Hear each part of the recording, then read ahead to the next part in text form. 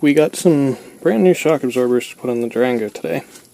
The old ones have been on there for about 8 years now, and probably about 50,000-60,000 miles, so they're definitely due for it. You can feel driving around, it's a little bit bouncy.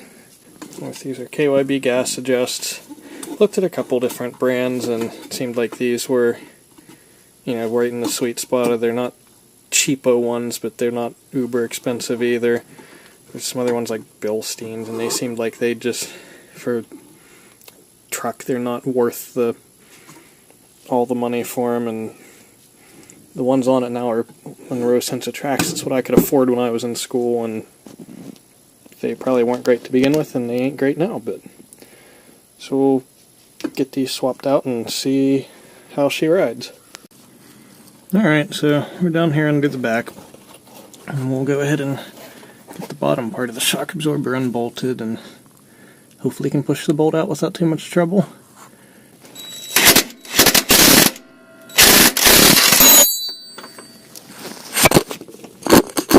Being a bit less than cooperative.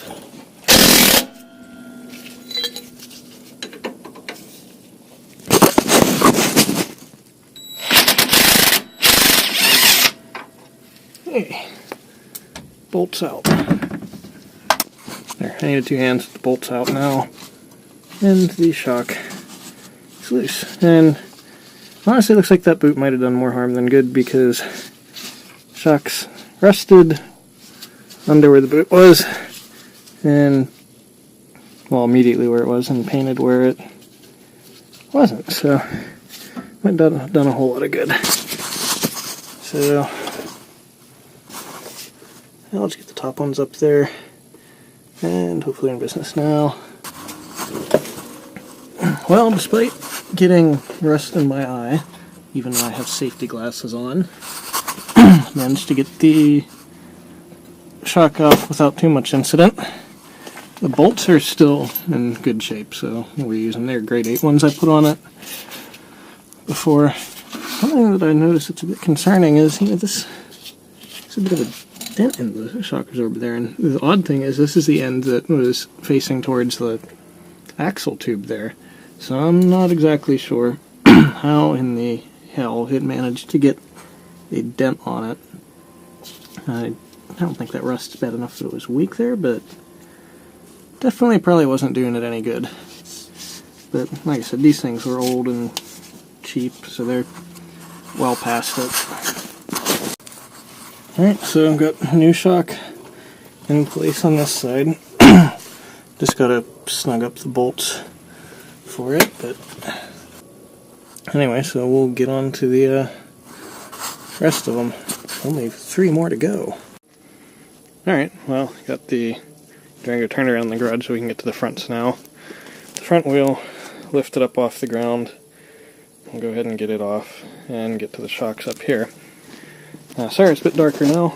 The electric went off, even though it's a perfectly nice day. This top one's a little annoying. So while it has a point to hold the shaft, you really can't get a wrench on it. It's not tall enough. So probably gonna have to hold it with pliers. Well,